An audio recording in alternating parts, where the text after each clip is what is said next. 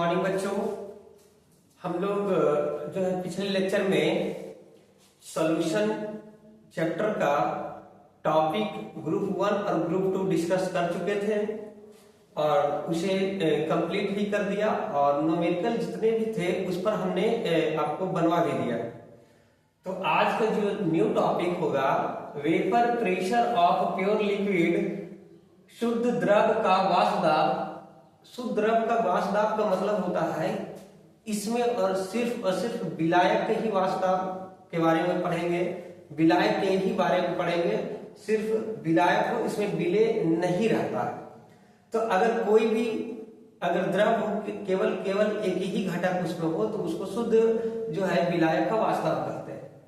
तो चलिए आइए हम उसको कुछ जो है रियल लाइफ से समझते हैं। मान लीजिए एक पात्र है, ये क्या है? पात्र। अब इस पात्र में जो है शुद्ध विलायक भर दिया गया है।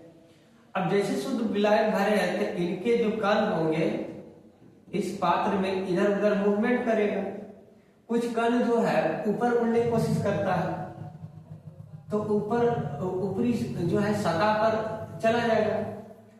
अब यहां पर बात किया जाए कि जो ऊपरी सतह पर जाएगा तो इनके जो ऊर्जा होंगे, जो एनर्जी होगा, इसका एनर्जी हाई होगा, हाई एनर्जी होगा,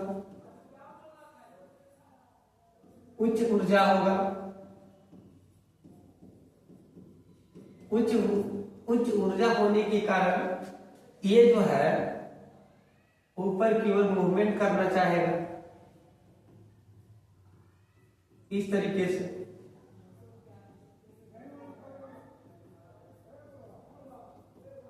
और कुछ पार्टिकल्स जो है नीचे की ओर भी मूवमेंट करेगा क्योंकि फोर्स ऑफ अट्रैक्शन ग्रेविटी के कारण कुछ नीचे भी आ जाएगा। अब यहां पर बात उठता है कि ये जो उच्च वाष्पदाब है, उच्च वेपर प्रेशर है, तो ये ऊपर की ओर जा रहा है, ठीक है। तो इसकी एनर्जी जो है हाई होने के कारण ये सरफेस पर आ गया। अब यही जो है वाष्प ऊपर जाने के बाद ये वेपर बनेगा। ये क्या बनेगा? वेपर।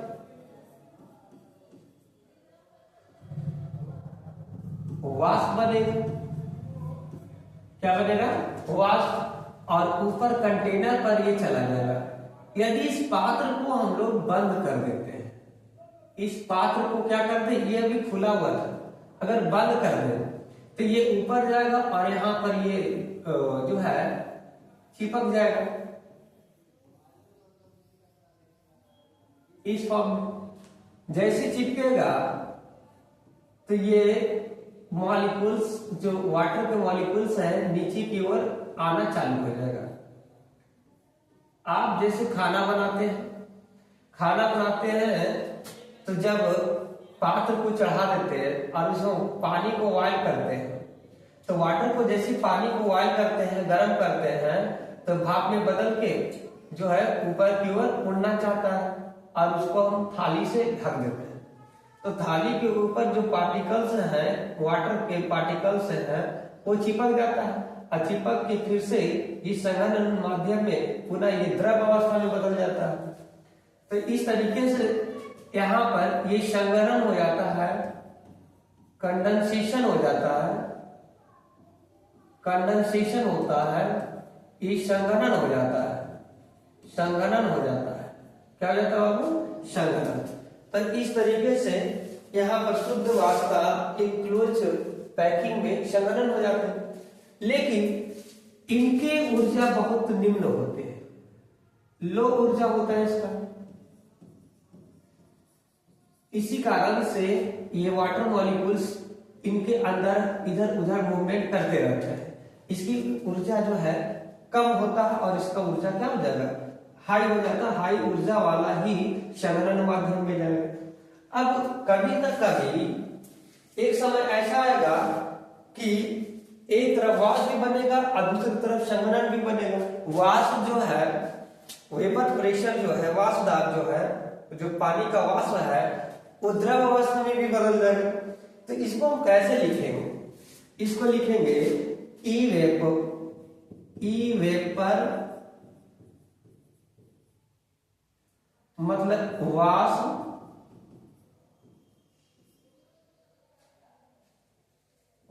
जो है लिक्विड से किस में बदल रहा है? वेपर में। शुद्ध विलायक का जो वाष्प दाब है वो द्रव से किस में बदल रहा है? वाष्प में बदलेगा। और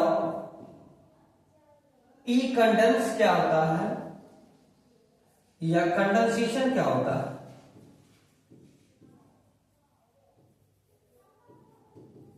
कंडेंसेशन क्या होता है? संघनन क्या होगा? संघनन जो होता है वो वेपर से किसमें बदलता है? लिक्विड में बदलता है। वाष्प से किसमें बदलेगा? तो ये द्रव में बदलेगा। वाष्प से किसमें बदलेगा?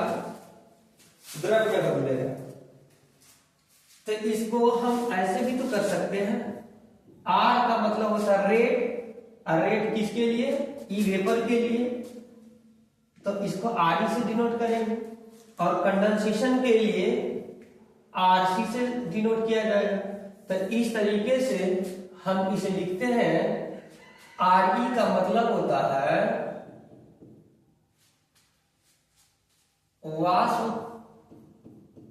वाष्प का दर, और आरसी का मतलब होता है संघनन का दर। संघनन का दर। तो यहां पर कुछ ऐसा समय आएगा जो फोर्स ऑफ अट्रैक्शन दोनों अपोजिट डायरेक्शन में है। तो यहां पर एक ऐसा समय आएगा कि साम्यावस्था में बन जाएगा, इक्विलिब्रियम।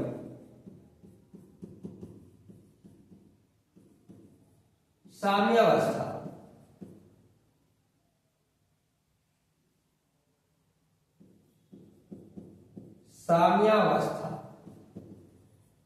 साम्यावस्था में क्या होगा कि जो आरई का कण है और आरसी का कण है आपस में दोनों इक्वल हो जाएगा। इसी को हम लोग इक्विलिब्रियम स्टेट बोलते हैं। इक्विलिब्रियम स्टेट बोलते हैं। साम्यावस्था। और ये कौन सा नेचर होता है? डायनेमिक नेचर का होता है। डायनेमिक नेचर का होता है, गतिशील प्रकृति का होता है। गतिशील प्रकृति का होता है। तो याद रखना, आरई और आरसी के बीच में लगने वाले दाब को वाष्प दाब कहते हैं। आरई और आरसी के बीच में लगने वाले दाब को वेपर प्रेशर बोलते हैं, वाष्प दाब बोला जाता है। तो आज का ये टॉपिक है वाष्प दाब का, विशुद्ध द्रव का वाष्प दाब निकालना है। तो चलिए बच्चे, आपको यहां तक समझ में आ गया होगा। चलिए, तो इसे नोट डाउन आप लोग करिए, जल्दी से इसे लिखिए।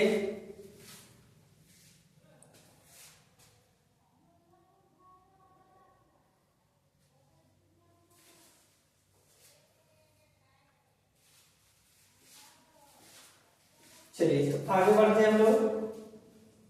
लिखिएगा, इसके नीचे एक पॉइंट बना के लिखिएगा। पॉइंट में क्या बनाना है? लिखे, एक बंद पात्र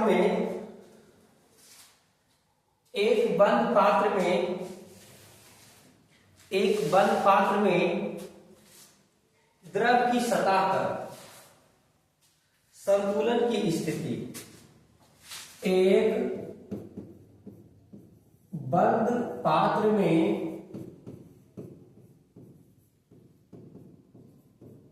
द्रव की सतह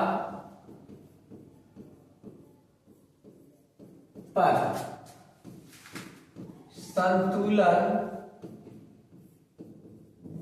की स्थिति, एक बंद पात्र में द्रव की सतह पर संतुलन की स्थिति में बने वाष्प द्वारा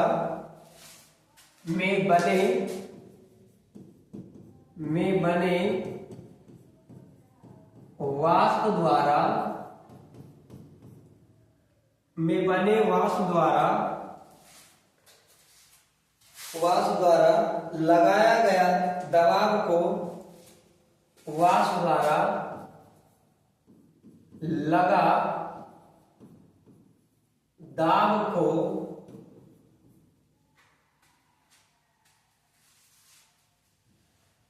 शुद्ध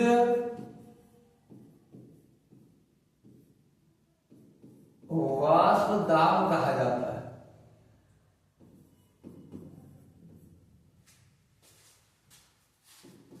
जाता है।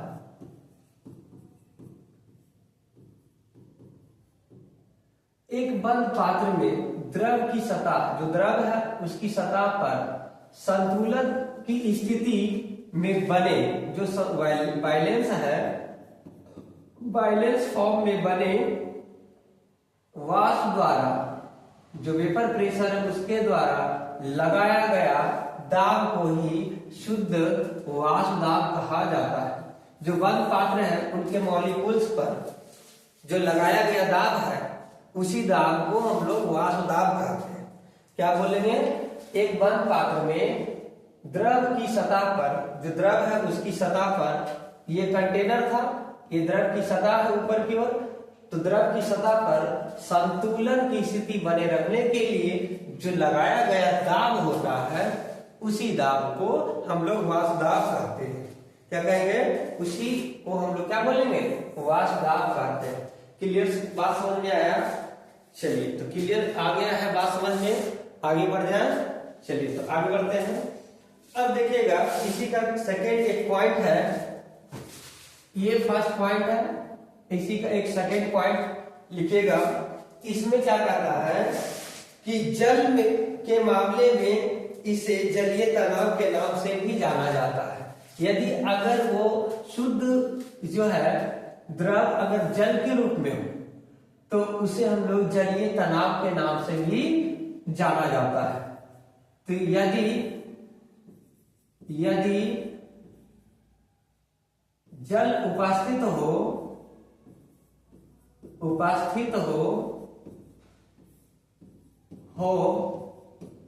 तो इसे जलीय तनाव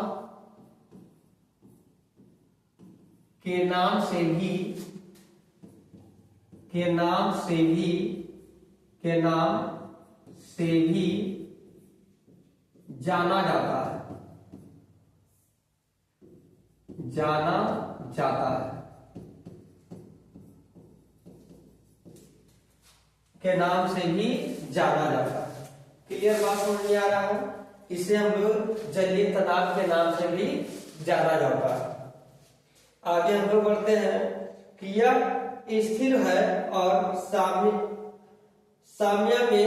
साम्यावस्था में दिया जाए तो किसी दिए गए तरल के लिए इनका संख्यात्मक मान केवल तापमान पर ही बदलता है। यदि यह स्थिति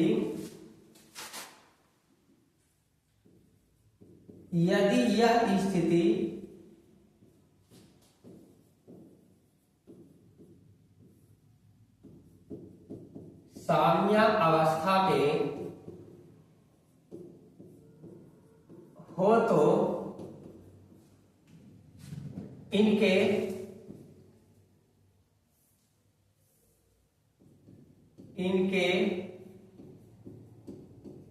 संख्यात्मक मान केवल ताप में परिवर्तन करने पर ही बदलता है।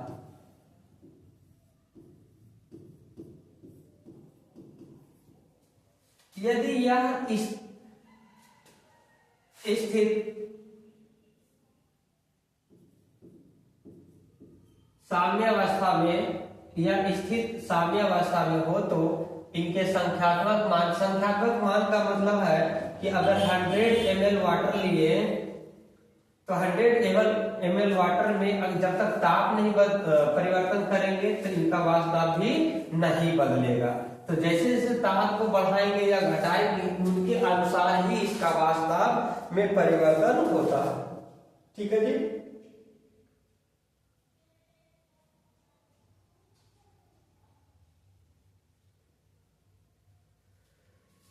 एक लास्ट पॉइंट है, जो वाष्प दाब होता है,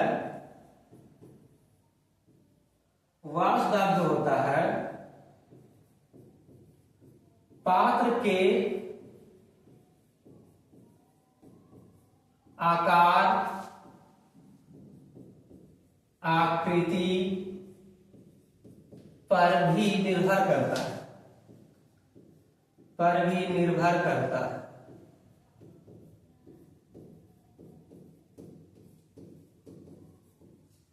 अब रही बात कि ये एक छोटा सा पात्र है, मान लो गिलास ले लो, एक थाली ले लो।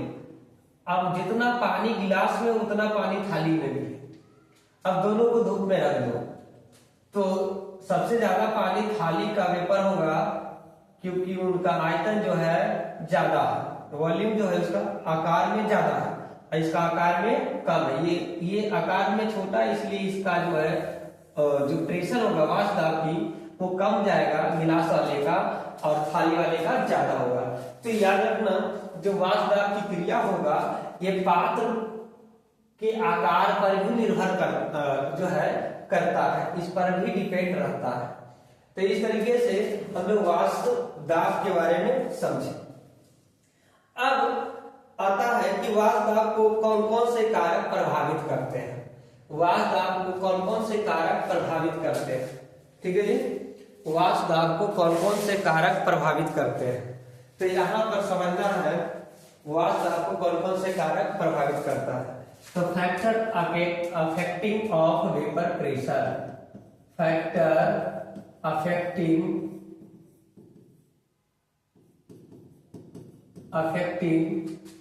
Of vapour pressure, factor affecting of vapour pressure, ठीक है। वाष्प दाब को प्रभावित करने वाले कारक, वाष्प दाब को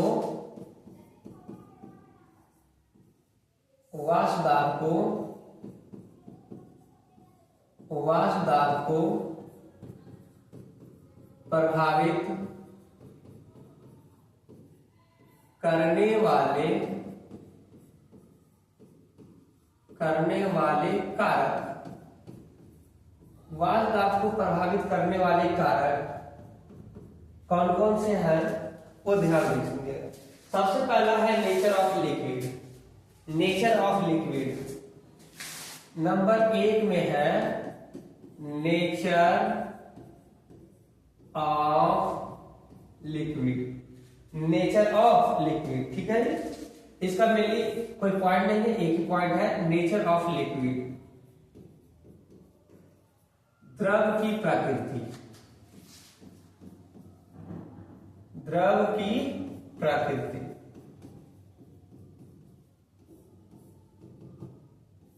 नेचर ऑफ लिक्विड, द्रव की प्रकृति। इसमें क्या होता है बाबू, सबसे पहले बात है कि यदि मजबूत अंतर आणविक आकर्षण पर तरल में वाष्पन को प्रभावित कम होता है, इसलिए इनका वास्ता कम जाता है। सबसे पहला बात है, यदि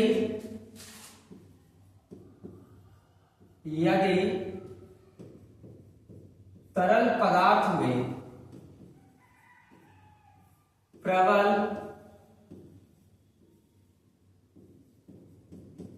आकर्षण बल से इनके अणु आपस में जुड़े हुए हो तो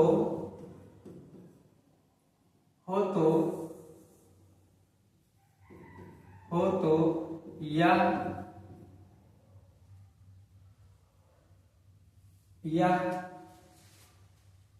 वाष्पदाब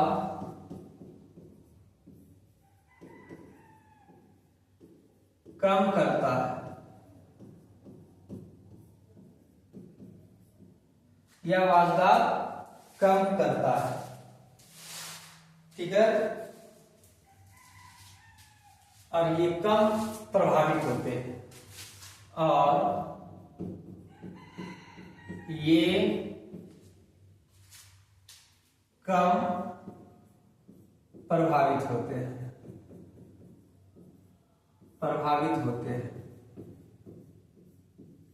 मान लीजिए ये कंटेनर लिया, कंटेनर में ये अणु है, दूसरा अणु भी है, तीसरा अणु भी, बहुत सारे अणु हैं, ठीक है, बहुत सारे ये अणु हैं। अब इनके अणु आपस में प्रबल आकर्षण बल से अगर जुड़ा है, प्रबल आकर्षण बल से अगर रहेगा, आकर्षण बल से अगर जुड़ा रहे तो ये इनके अणु आपस में एक दूसरे से सटे होंगे। अब सटे होंगे तो ये बंधन टूटेगा नहीं, और जब तक बंधन नहीं टूटेगा तो वाष्पन की क्रिया बहुत कम होगा। तो कहता है क्या कि यदि तरल पदार्थ प्रबल आकर्षण बल से इनके अणु आपस में जुड़े हुए हो तो यह वाष्पदाब कम करता है और ये कम प्रभावित होते हैं, ठीक है। अर्थात अगर बात किया जाए तो वेपर प्रेशर वाष्पदाब जो होता है डायरेक्टली प्रोपोर्शनल नहीं बल्कि inversely proportional to force of attraction molecules. Force of attraction molecules, force of attraction molecules, इसका हिंदी क्या होता है कि अणुओं का आकर्षण बल, अणुओं का आकर्षण बल, आकर्षण बल। यदि अणु का आकर्षण बल कम होगा तो उसका वाष्पदाब ज्यादा होगा। यदि अणु का आकर्षण बल कम जाएगा तो उसका वाष्पदाब ज्यादा होगा। आकर्षण बल का मतलब है मजबूती से बंधन नहीं रहेगा, मतलब बंधन लचीला रहेगा, आसानी से टूट जाएगा। जब आसानी से बंधन टूटेगा तो अणुओं का जो आकर्षण बल अगर कम जाएगा तो उसका वाष्पदाब की क्रिया जो है अधिक हो जाएगा। यदि अणुओं का आकर्षण बल अगर मजबूती से है, स्ट्रांगली है, ठीक है, तो उसका वाष्पदाब की क्रिया कम जाएगा। अगर ये बढ़ता है तो ये घटेगा और ये घटेगा तो ये बढ़ेगा। इस तरीके से हम इसको समझ सकते हैं। क्लियर बात समझ में आया? चलिए तो इसे आप जल्दी से नोट डाउन करें, कुछ एग्जाम्पल के थ्रू हम इसको समझाते हैं। चलिए नोट हो गया तो एग्जाम्पल लेते हैं। मान लीजिए एग्जाम्पल में अगर मान लीजिए एक द्रव के रूप में H2O है और एक है C2H5OH है, ये अल्कोहल, ये पानी है और ये क्या है, शराब है, यह मतलब दारू है, ठीक है। ये पानी और दारू में इन दोनों में अगर बात किया जाए H बॉन्ड, H बॉन्ड का मतलब होता है हाइड्रोजन बंध, हाइड्रोजन बंध। तो याद रखना पानी में हाइड्रोजन बंध, पानी जो है में हाइड्रोजन बंध पाया जाता है, और जहां जहां OH है वहां भी हाइड्रोजन बंध है, लेकिन इसका जो है अणुओं का आकर्षण बल उच्च होता है, और इसका क्या होता है, निम्न होता है, कम होता है। ये आसानी से अणु टूट जाता है, इनके अणु आसानी से OH जो है टूट जाता है, इनके आसानी से OH नहीं टूटता है। ठीक है, तो मान लो इसको A और इसको B मान लेते ऐसा। ये उच्च अणु है, इसके अणु जो है इनके अणुओं के बीच में प्रबल आकर्षण बल होने के कारण जो है ये ज्यादा हाईली जो है बंधन में जुड़े होते हैं, ये कम बंधन में जुड़े होते हैं, और ये आसानी से इनके अणु टूट जाते हैं। तब अगर बात किया जाए इसी का वेपर प्रेशर,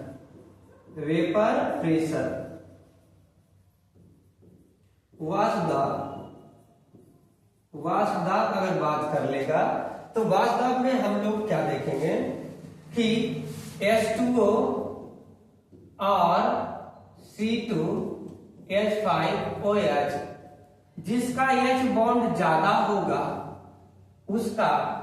जिसका H बॉन्ड ज्यादा होगा, ठीक है, उसका वाष्पदाब कम जाएगा, और जिसका H बॉन्ड कम रहेगा उसका वाष्पदाब ज्यादा होगा। तो इन दोनों में अगर वाष्पदाब की अगर बात कर लेगा H2O और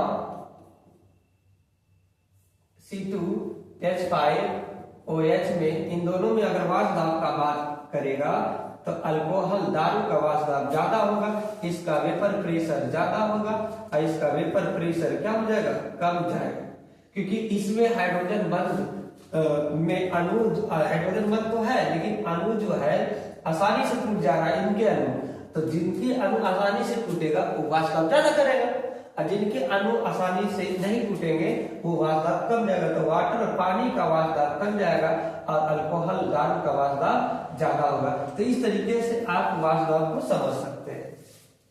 अब रह गई बात कि एक एग्जाम्पल लिए, एक एग्जाम्पल और हम लेके समझाते हैं आपको, एक एग्जाम्पल और लेके समझाते हैं, यहां पर ध्यान दीजिएगा। ठीक है, अगर बात कर लेगा आपसे C2H5OH, इसको बोलते इथेनॉल, क्या बोलते हैं, इथेनॉल। ठीक है, अब बात कर लेगा कि CH2OH और CH2OH, ठीक है। फिर एक और हमने लिया, इसको ग्लाइसिन बोलते हैं, क्या बोलते हैं, ग्लाइसिन। ठीक है, ग्लाइसिन बोलते हैं इसको। अब नेक्स्ट अगर बात करेगा तो इथिलीन ग्लाइकॉल की अगर बात करें तो CH2OH और CH2OH। अब बताओ इन तीनों में, मान लो इसको A, इसको B और इसको C, इन तीनों में किसका वाष्पदाब ज्यादा है और किसका वाष्पदाब सबसे कम है। तो याद रखना, इसमें OH है, हाइड्रोजन बॉन्ड एक है, इसमें हाइड्रोजन बॉन्ड 2 है, इसमें हाइड्रोजन बॉन्ड 3 जगह OH है तो 3 है। तो याद रहे कि यहां पर आसानी से कौन बंधन तोड़ेगा, किसमें ज्यादा H बॉन्ड है, तो जहां जहां H बॉन्ड ज्यादा होगा, H बॉन्ड ज्यादा होगा, ठीक है, तो H बॉन्ड किसका सबसे ज्यादा है, याद रखो। तो हाइड्रोजन बॉन्ड की अगर बात करेगा तो A का, B का और C में, तीनों में सबसे ज्यादा है हाइड्रोजन बॉन्ड C का, उसके बाद B का, उसके बाद A का। इसमें एक हाइड्रोजन बॉन्ड, एक H बॉन्ड मिलेगा, ठीक है, इसमें 2 H बॉन्ड मिलेंगे, H बॉन्ड मिलेगा, इसमें 3 H बॉन्ड मिलेंगे, ठीक है जी, 3 H बॉन्ड मिलेंगे। तो H बॉन्ड जिसका ज्यादा होगा, H बॉन्ड जिसका ज्यादा होगा उसका वाष्प दाब कम जाएगा। तो यहां पर वेपर प्रेशर की अगर बात करें, वाष्प दाब की अगर बात करेगा, वाष्प दाब की अगर बात करेगा तो A का सबसे ज्यादा, B का उससे थोड़ा सा ज्यादा और C का सबसे कम। क्योंकि H बॉन्ड जिसका ज्यादा होता है, H बॉन्ड जिसका ज्यादा होता है, हाइड्रोजन बॉन्ड जिसका ज्यादा होता है, उसका वाष्प दाब कम जाएगा। इसको एक फॉर्मूला से और लिख सकते हैं, मतलब vapour pressure inversely proportional to H bond. ठीक है जी, H बॉन्ड जिसका ज्यादा होगा उसका वाष्प दाब कम जाएगा, जिसका H बॉन्ड कम जाएगा उसका वाष्प दाब ज्यादा होगा। तो यहाँ पर एक फार्मूला और जनरेट हो गया। यहाँ से आप समझ सकते हैं कि यहाँ पर इसको इथिलीन ग्लाइकॉल बोलते हैं, इथिलीन